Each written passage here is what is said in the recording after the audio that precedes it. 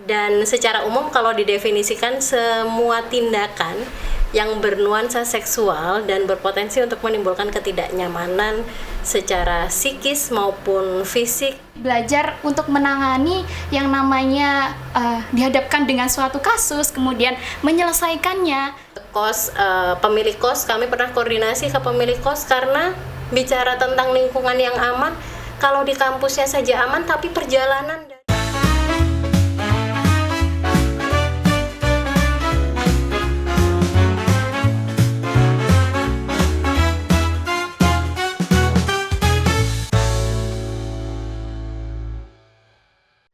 Assalamualaikum warahmatullahi wabarakatuh. Semangat pagi Sobat MIPA.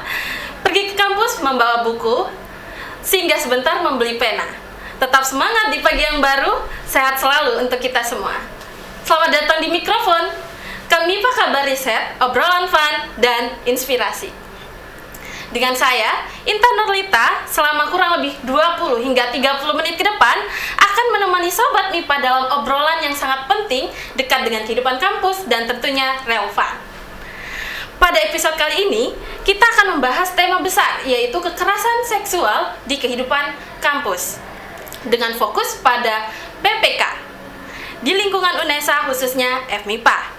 Mungkin masih ada yang bertanya-tanya mengenai apa sih PPK itu, lalu kenapa perannya penting, dan sebagai mahasiswa apa yang kita bisa lakukan untuk dapat membangun lingkungan kampus yang sehat dan aman. Nah, Sobat MIPA sekalian, tenang saja karena hari ini kita akan membahas tuntas bersama narasumber hebat kita. Di sini sudah ada Ibu Putri di sebelah kiri saya. Oke, Ibu Putri Aisyah Ramadewi, Esas Medcom selaku Satgas PPIS, dan Mbak Elisa Nurin selaku perwakilan mahasiswa untuk PPK. Oke, halo Ibu Putri dan Mbak Elisa, selamat datang di mikrofon. Bagaimana kabarnya hari ini? Halo juga Kak. Halo, Kak Kabar Intan. baik. Baik Selamat ya, pagi. Alhamdulillah. Oke, tanpa berlama-lama nih Ibu, saya akan bertanya ke Ibunya terlebih dahulu. Oke, boleh. Kita mulai dari pertanyaan dasar terlebih dahulu ini ya Bu. Kita sering mendengar istilah kekerasan seksual di lingkungan pendidikan tinggi. Sebenarnya bagaimana kita perlu memahami isu ini di konteks kampus Bu? Oke, jadi kalau kita bicara tentang apa sih sebenarnya yang dimaksud dengan kekerasan seksual? Kekerasan seksual itu kalau dulu mungkin orang berasumsinya hanya tindakan yang itu menjurus ke perkosaan begitu ya. Tetapi kalau sekarang itu ada banyak yang dikategorikan sebagai kekerasan. Dan secara umum kalau didefinisikan semua tindakan yang bernuansa seksual dan berpotensi untuk menimbulkan ketidaknyamanan secara psikis maupun fisik pada korbannya, seperti itu. Jadi mulai dari misalkan nonverbal yang bernuansa seksual, lirikan, tatapan gitu kan, ada tatapan yang bernuansa seksual seperti itu ya. Kemudian kata-kata, sentuhan ataupun hal-hal lain, catcalling, sampai kemudian perkosaan seperti itu. Baik, berarti kekerasan seksual itu tidak selalu berupa tindakan fisik ya Bu, tetapi juga bisa dalam bentuk ucapan atau pesan seperti itu. Betul, tidak harus tindakan fisik, ucapan, kemudian itu tadi nonverbal itu ya, lirikan dan lain sebagainya.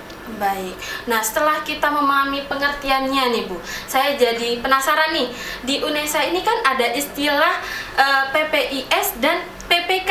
Nah, bisa dijelaskan terlebih dahulu itu Bu, apa sih PPIS dan PPK itu Bu, dan mengapa keberadaannya itu penting? Oke, jadi ini mungkin saya sedikit bercerita sejarah ya, nanti Elis juga bisa melengkapi ya Elis ya. Siap Ibu. Oke, pada 2021 itu Menteri Pendidikan waktu itu Nadiem Makarim mengeluarkan Permendikbud, yang isi Permendikbud itu adalah mengamanatkan setiap perguruan tinggi harus punya Satgas PPKS, pencegahan dan penanganan kekerasan seksual. Jadi khusus untuk kekerasan seksual awalnya 2021. Kemudian di UNESA sendiri per Januari ada Satgas PPKS, tetapi pada 2024 Permendikbudnya berubah karena ternyata yang terjadi itu tidak hanya kekerasan seksual di perguruan tinggi, ada banyak jenis kekerasan lain. Ada 6 jenis kekerasan, mulai dari kekerasan fisik, kekerasan psikis, bullying, kemudian intoleransi, diskriminasi, dan kebijakan mengandung kekerasan. Akhirnya Permendikbudnya berubah, diperluas menjadi pencegahan dan penanganan kekerasan. Dan satgasnya juga berubah, Satgas PPK. Kami tidak hanya menangani kekerasan seksual saja, tetapi juga 5 jenis kekerasan yang lain. Nah, terus di UNESA, Satgas PPK ini ada di bawah direktorat sendiri. Nama direktoratnya PPIS, Pencegahan dan Penanggulangan Isu Strategis. Jadi isu strategis itu banyak macamnya, Kak Intan, mulai dari kekerasan, kesehatan mental, anti narkoba, dan juga isu-isu lain yang dipandang UNESA sebagai satu isu yang bisa mengganggu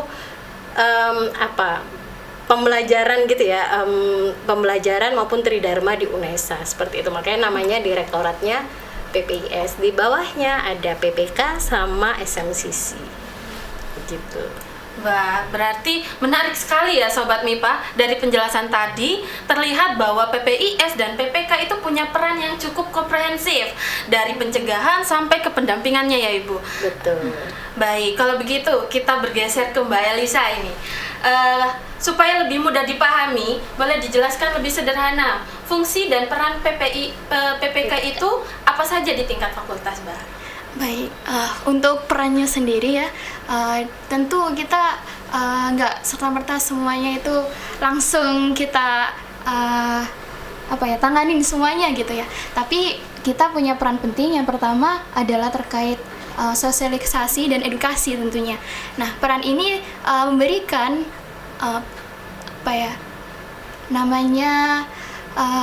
informasi yang tentunya dapat mengedukasi mahasiswa-mahasiswa di UNESA tentunya maupun Civitas Akademika untuk tetap merasa dilindungi maupun didampingi gitu ya, karena kita semua menjadi salah satu kekuatan dan kekuatan itu untuk bisa berkolaborasi bersama. Untuk selanjutnya, untuk yang kedua ya ini terkait advokasi tentunya. Kita dalam pendampingan itu tentu ada pendampingan khusus dari PPK sendiri untuk bisa memahami kasus-kasus apa yang bisa kita selesaikan untuk memberikan dampak yang positif bagi mahasiswa maupun dari Civitas Akademika itu sendiri. Nah, ini menjadi tugas yang sangat menarik karena dari mahasiswa sendiri, khususnya di Fakultas FMIPA, kita bisa lebih belajar untuk menangani yang namanya dihadapkan dengan suatu kasus, kemudian menyelesaikannya sehingga mahasiswa maupun Civitas Akademika ini dapat melanjutkan tugas dan perannya sebagai akademis di sini jadi lebih baik tentunya. Seperti itu. Wah, berarti peran PPK ini cukup luas ya, mulai dari edukasi sampai ke pendampingan awal bagi korban, seperti itu ya Mbak? Betul. Baik, nah kalau kita bicara soal pencegahan nih Bu, seringkali masih ada anggapan bahwa ini hanya tugas unit tertentu saja. Nah, menurut Ibu, seberapa penting keterlibatan warga kampus dalam mencegah kekerasan seksual ini Bu? Iya, penting banget dong. Apalagi sekarang Civitas Akademika UNESA itu berkembang luar biasa gitu ya. Jadi memang seperti namanya, PPK, pencegahan dan penanganan kekerasan. Artinya di awal-awal ketika Satgas PPKS itu terbentuk, awal tadi namanya PPKS, itu kami masih belajar karena isu kekerasan seksual itu kan relatif baru 5 tahun lalu ya. Jadi kami masih belajar gimana caranya menerima laporan, mendampingi korban, yang namanya penanganan berperspektif korban itu seperti apa, itu kami belajar gitu untuk menangani kasus-kasus. Nah, sehingga pada 2 tahun pertama fokus Satgas itu pada penanganan.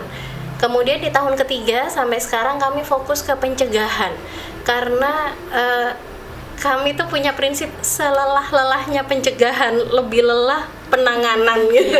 Apalagi mahasiswanya banyak. Jadi memang Elis mungkin juga bisa bercerita, teman-teman Satgas mahasiswa ini sangat membantu kami dalam pencegahan. Pencegahan tuh macam-macam, edukasi, terus kemudian kami juga tidak hanya ke mahasiswa, ke dosen, ke tendik, kemudian juga ke warga sekitar, ke kos, pemilik kos. Kami pernah koordinasi ke pemilik kos karena bicara tentang lingkungan yang aman.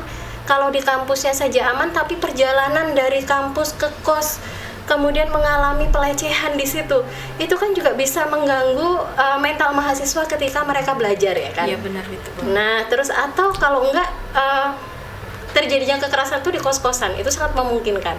Nah, kami pernah koordinasi dengan pemilik kos, tapi waktu itu masih di Lidawetan, seperti itu. Terus ke security kampus dan lain sebagainya. Sekarang juga kami meminta untuk lembaga yang saya lupa nama unitnya ya, tetapi yang menangani bahwa kalau ada pembangunan di UNESA kemudian mendatangkan pihak ketiga sebagai kontraktor, mohon itu mereka yang bekerja di lingkungan pembangunan itu juga diedukasi mengenai kampus UNESA sebagai kampus yang nir kekerasan.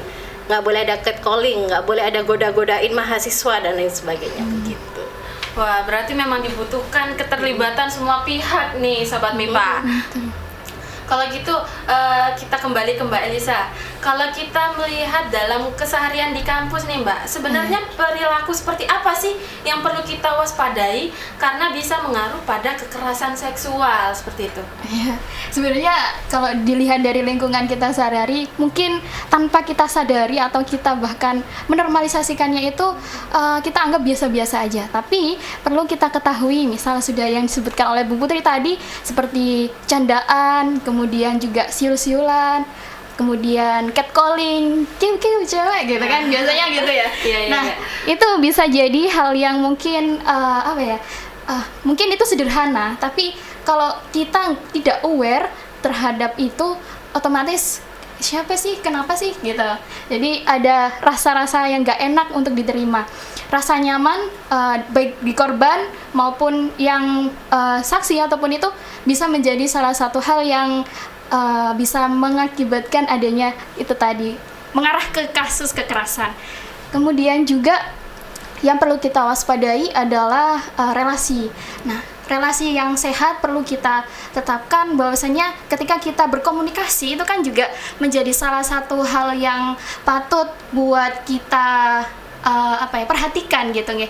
Jadi komunikasi yang sehat, kemudian ketika menjalin hubungan advokasi, apalagi ketika kita berhadapan dengan orang, komunikasi kan menjadi salah satu sarana penting gitu ya.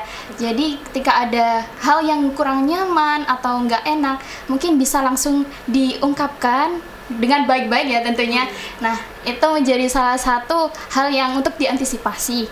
Kemudian kalau semisal di kampus ya, kita kan mahasiswa ikut organisasi dan lain sebagainya, mungkin bisa terjadi rawan adanya senioritas atau relasi kuasa. Nah, ini menjadi waspada karena kita juga memiliki peran dan wewenang yang sama. Maka dari itu ketika ada suatu tugas ataupun hal yang dilimpahkan ke kita ya sebagai mahasiswa, ya kita jalankan dengan baik dan sesuai dengan porsinya masing-masing, seperti itu. Jadi perlu adanya itu tadi, penanganan dan kenyamanan antar sesama gitu. Oke, dari penjelasan tadi kita jadi sadar bahwa batasan itu penting dan tidak semua hal itu dibenarkan atas nama bercanda, seperti itu ya Mbak ya. Oke, lalu dari hal tersebut itu Mbak, apa langkah paling sederhana yang bisa dilakukan mahasiswa untuk ikut mencegah kekerasan seksual di lingkungan FMIPA tentunya? Ya, tentu yang paling sederhana adalah kita ikut sadar terlebih dahulu ya, sadar untuk pentingnya kita menjaga relasi yang sehat. Nah, salah satunya ya kita saling komunikasi, tidak ada rasa nggak enakan itu. Nah, itu menjadi salah satu komponen utama karena komunikasi itu penting gitu ya. Mungkin itu. Jadi nggak ada rawan bercanda-bercandaan, itu bisa dinormalisasikan gitu lah. Nah, iya, baik, berarti memang dimulai dari hal kecil terlebih dahulu ya, mulai Betul, dari konsisten, diri sendiri. ya. Baik, nah selain menjaga perilaku pribadi, kita kembali ke Ibu Putri. Iya. Saya ingin tahu lebih jauh nih Bu, bagaimana cara mahasiswa bisa berpartisipasi aktif dalam mendukung kerja PPK ini Bu? Oke, kalau partisipasi aktif sebenarnya banyak hal ya. Yang pertama, Satgas itu selalu punya, mohon maaf. Oke, Satgas itu selalu punya program setiap bulan. Ada program untuk mahasiswa, pencegahan untuk mahasiswa, kemudian juga tadi untuk dosen maupun untuk tendik. Nah, saya rasa kawan-kawan bisa berperan aktif di sana untuk ikut, baik itu sebagai peserta atau kami juga ada relawan Satgas. Nah, selain mahasiswa yang tergabung sebagai Satgas PPK, juga ada relawan, kawan-kawan bisa bergabung menjadi relawan di sana. Kemudian juga yang paling penting adalah kalau kawan-kawan menemukan adanya tindak kekerasan di sekitar Sobat FMIPA nih ya, di sekitar Sobat FMIPA ada kekerasan yang itu menimpa kawan kalian ataupun menimpa orang lain yang mungkin kalian tidak kenal tetapi kalian melihat itu, silakan dilaporkan. Kalau memang itu adalah teman yang Anda mengenalnya, maka dia perlu support Anda, silakan hadir di situ untuk mensupport kawan tersebut, kemudian ajak dia untuk melapor kepada kami. Nah, saya rasa kalau itu bisa dijalankan, support sistem sosial itu terbentuk, saya yakin korban akan mendapatkan pendampingan dan pelaku kekerasan juga mereka akhirnya belajar, ternyata saya tidak mendapatkan tempat di UNESA ini, begitu, dan tentu itu yang kita harapkan semuanya ya. Wah, ternyata peran mahasiswa itu sangat besar ya, mulai dari diri sendiri, lingkungan pertemanan, Betul. sampai ke keberanian untuk bertindak. Namun Bu, kadang ada rasa takut, malu, atau bingung ketika melihat kejadian yang mencurigakan. Dalam situasi seperti itu Bu, apa yang sebaiknya dilakukan mahasiswa? Oke, kalau situasinya tindakan kekerasan itu terjadi, Iya. kemudian kita takut mengingatkan atau malu mengingatkan. Nah, ini memang terkait dengan beberapa hal. Misal, kenapa korban itu takut menolak ketika ada sesuatu yang tidak nyaman menimpa dirinya? Yang pertama bisa jadi relasi kuasa dengan pelaku. Jadi pelaku itu punya kekuasaan lebih pada dia, baik itu secara struktur sosial, dosen ke mahasiswa. Nah, itu kan takut ya kalau mahasiswa mau bilang enggak ke dosennya gitu. Terus kemudian yang kedua bisa juga karena struktur ekonomi. Memang sih bukan dosen mahasiswa pacaran, tapi yang satu punya kekuasaan ekonomi yang luar biasa nih pada pasangannya. Nah, itu juga membuat pasangannya akhirnya nggak enakan bilang enggak, nolak, padahal sebenarnya dia sendiri merasa tidak nyaman. Nah, itu ada relasi kuasa dalam bidang ekonomi berarti. Atau bisa juga penyebab yang kedua adalah kalau kita bicara korban kekerasan itu kan masih dominannya perempuan yang menjadi korban ya. Nah, ini terkait dengan pola asuh masyarakat kita yang anak perempuan itu jarang diajarkan untuk bicara tidak. Betul. Ya, perempuan dididik untuk menjadi people pleaser ya kan. Iya, betul itu. Sehingga tiap kali mau bilang enggak, menolak, mau menyatakan bahwa saya nggak setuju, saya nggak suka, itu berat bagi perempuan-perempuan Indonesia gitu. Nah, itu yang saya rasa kita harus ubah ya kan. Banyak juga di media sosial sekarang women support women gitu ya. Kalau kita ngelihat nih dilecehkan nih, kita harus bantu dia. Kalau kita nggak berani, tengok cewek sebelah gitu ya, minta mama bantuan dong gitu. Nah, itu kita supaya saling menjaga di dalam lingkungan kita. Saya rasa itu sih yang bisa dilakukan. Ya, baik, berarti yang paling utama adalah memastikan keamanan baik untuk diri sendiri maupun Betul. pihak korban, seperti itu ya Bu. Nah, sekarang kembali ke Mbak Elisa lagi nih. Untuk mahasiswa baru maupun mahasiswa lama, kira-kira pesan yang perlu selalu diingat agar kampus kita benar-benar menjadi ruang aman bersama itu bagaimana, Mbak? Ya, kalau dari saya sendiri ya, mungkin karena kita sebagai mahasiswa juga masih belajar, masih banyak kurangnya, mungkin masih banyak takutnya gitu ya. Tentu kita perlu support system yang mana kita saling kuat, kita bentuk keluarga kecil kita di sini untuk tumbuh dan belajar. Maka jangan sampai takut untuk berkata tidak, kemudian juga saling menguatkan satu sama lain ketika ada yang mengalami kesusahan. Maka tolonglah, karena kita sama-sama berada di sini berjuang, maka kita berjuang bersama gitu. Ketika dihadapkan suatu mungkin masalah di kampus, ada masalah, itu bisa ditenangkan. Kita carilah cara yang terbaik untuk menyembuhkan, misalnya jalan-jalan atau mengikuti kegiatan yang lebih positif gitu. Misalnya ikut volunteer, PPK gitu. Bisa jadi kegiatan-kegiatan yang dilakukan bersama ini bisa untuk menumbuhkan skill-skill baru, mungkin dari mahasiswa baru apalagi ya, masih banyak dan masih belum tahu bagaimana apa yang harus dilakukan di sini. Nah, kegiatan yang positif ini bisa menjadikan kita lebih belajar lagi dan lebih aware untuk mendapatkan tentu ilmu ya di sini ya, tapi juga ilmu, pengalaman dan relasi itu tentu sangat bermanfaat untuk kita semua. Mungkin itu. Wah, benar sekali. Jadi memang semuanya itu dimulai dari kepedulian ya Sobat MIPA.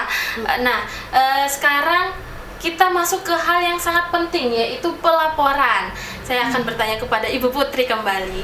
Kalau ada mahasiswa atau warga kampus yang mengalami atau menyaksikan dugaan kekerasan seksual, Bu, bagaimana sebenarnya cara melaporkan kasus ke PPK ini supaya aman dan tertangani dengan benar, Bu? Oke, Kak Intan, makasih. Ini juga saya bicara ke Sobat FMIPA semuanya. Kalau kawan-kawan mendapatkan tindak kekerasan di sekitar kawan-kawan, tidak harus kalian menjadi korban baru bisa lapor. Artinya tidak hanya korban yang bisa melapor, pendamping pun bisa membuat laporan. Nah, kami ada beberapa kanal aduan. Yang pertama lewat Instagram, silakan DM Instagram kami, akunnya @satgasppkunesa. Browsing aja, kemudian follow. Nah, di situ bisa, kemudian bisa juga lewat hotline kami. Hotline Satgas membuka hotline WhatsApp, silakan bisa dijangkau juga lewat situ. Kemudian lewat email juga bisa, atau bisa lapor kepada kami. Jadi Satgas PPK ini kan tadi selain dosen ada juga mahasiswa-mahasiswa. Alhamdulillah sudah ada Satgas PPK mahasiswa di setiap fakultas. Nah, jadi bisa misalkan Sobat FMIPA nih, ada Elis, sekarang bisa dijangkau Kak Elis nih. Semester berapa Kak Elis? Saya semester 6. Semester 6. Nah, bisa melalui Kak Elis, nanti Kak Elis yang akan membantu memfollow up seperti itu. Atau datang langsung ke kantor Satgas PPK di Rektorat, Gedung Rektorat lantai 4. Keluar dari lift, langsung belok kanan, itu kantor kami gitu. Bisa juga datang langsung, dan nggak perlu khawatir kalau kemudian nanti nama saya akan kemana-mana, nanti kami akan diintimidasi dan segala macamnya. Laporan itu kami pastikan anonim. Kalau kami berkoordinasi, kecuali identitas itu kami buka untuk pihak-pihak yang memang berkepentingan untuk pengambilan pelaksanaan rekomendasi punishment begitu. Nah, itu baru, tetapi kami bisa pastikan bahwa identitas tersebut sifatnya rahasia. Tidak pernah kemudian Satgas membuka nama ini pelapornya dan segala macamnya. Itu tidak pernah kami lakukan karena kami terikat kode etik. Kemudian ketika ada laporan, kami kalau boleh sedikit bercerita prosedur. Jadi kami akan menerima laporan, kemudian pelapor akan kami minta keterangan terlebih dahulu gitu ya. Setelah keterangan dari pelapor dirasa cukup, kami baru menjangkau terlapor. Itu pun supaya terlapor tidak tahu bahwa dia sedang dilaporkan begitu. Nanti kalau sudah dari terlapor itu sudah cukup dan bisa kami pelapor ya, mohon maaf. Dari pelapor itu sudah cukup dan bisa kami follow up, maka kami langsung memanggil terlapor plus memberikan peringatan kepada dia untuk tidak melakukan upaya apapun menjangkau pelapor. Supaya itu untuk rasa keamanan dan kenyamanan dari pelapor. Nah, itu seperti itu. Wah, dengan adanya mekanisme yang jelas seperti ini, diharapkan Sobat MIPA ini tidak ada lagi rasa takut untuk melapor ya Ibu ya. Oke, berarti tidak harus korban langsung. Sekarang kembali ke Mbak Elisa. Seksi atau teman yang dipercaya juga bisa membantu membuat laporan, asalkan kronologinya jelas, seperti itu ya Mbak? Iya, betul. Berarti bisa melapor ke mahasiswanya langsung, perwakilan PPK ini ya? Bisa langsung. Oh ya, baik. Oke, sebagai penutup, mungkin ada pesan singkat yang ingin disampaikan untuk Sobat MIPA yang sedang menonton, baik dari Ibu maupun Mbak Elisanya. Silakan dari Indah dulu ya. Oke, baik, terima kasih. Halo Sobat MIPA, semoga dari apa yang sudah kita bincangkan hari ini, Sobat FMIPA bisa mengetahui ya kanal-kanal laporan dan juga tidak ragu untuk menyampaikan kepada kami kalau memang ada tindak kekerasan di sekitar Sobat FMIPA. Itu yang pertama. Kemudian yang kedua, kekerasan itu tidak pernah langsung sifatnya besar, tetapi dimulai dari hal yang kecil-kecil. Budaya yang membiasakan hal-hal yang nggak benar, catcalling, kemudian dan lain sebagainya. Nah, ketika pembiasaan itu terjadi, eskalasi tindakannya biasanya meningkat. Nah, itu yang perlu kita waspadai. Jadi mari kita biasakan untuk membudayakan nilai-nilai yang aman dan nyaman untuk sivitas akademika. Oke, mungkin bisa dilanjut. Ada tambahan, Mbak Elisa? Oke, kalau dari aku sendiri, tentu jangan takut. Sekali lagi jangan takut, tetap berani speak up karena kalian punya tujuan, kalian punya wewenang dan kalian punya hak yang sama untuk mendapatkan rasa aman dan nyaman di kampus Sivitas Akademika ini. Tentunya jangan sampai berhenti di sini ketika kalian menghadapi suatu masalah, tetap kuat dan tetap berani. Kemudian jangan sampai kalian merasakan hal yang mungkin sangat buruk di kampus seperti ini karena kalian punya masa depan dan masih perlu diperjuangkan, maka jangan sampai putus asa, tetap semangat. Itu sih. Oke, baik Sobat MIPA, dari obrolan hari ini kita jadi paham nih bahwa isu kekerasan seksual di kampus adalah permasalahan yang serius dan harus dicegah bersama. Nah, di sini sudah hadir PPK untuk merespon masalah, tapi juga memberikan edukasi, juga membangun kesadaran budaya kampus yang aman. Nah, sekarang saya ucapkan terima kasih banyak kepada narasumber hebat kita. Di sini ada Ibu Putri dan Mbak Elisa yang sudah membagi waktunya untuk memberikan wawasan dan juga mengintegrasikan kalau tentang pentingnya kepedulian dalam menciptakan lingkungan kampus yang aman, nyaman, dan bermartabat. Untuk Sobat MIPA sekalian, mari jadi bagian dari kampus yang saling menjaga, berani menghormati, berani peduli, dan juga bertindak dengan cara yang tepat. Dan juga jangan lupa follow sosial media official FMIPA UNESA agar Sobat-Sobat MIPA sekalian tidak ketinggalan informasi terbaru seputar FMIPA. Jalan-jalan ke kota Surabaya, singgah sejenak di Bawah Cemara. Terima kasih Sobat MIPA semua. Sampai jumpa di episode mikrofon berikutnya. Oke. Nah, kita mungkin bisa memberikan tagline FMIPA terlebih dahulu ya Ibu. Jika saya mengatakan FMIPA UNESA, kampus konservasi, tangguh berprestasi, jos. Oke. Mungkin Sobat MIPA bisa ikut bersama kita ya untuk memberikan tagline FMIPA. FMIPA UNESA, kampus konservasi, tangguh berprestasi, jos. Saya Intan Nurlita, pamit undur diri. Wassalamualaikum warahmatullahi wabarakatuh. Waalaikumsalam warahmatullahi wabarakatuh. Terima kasih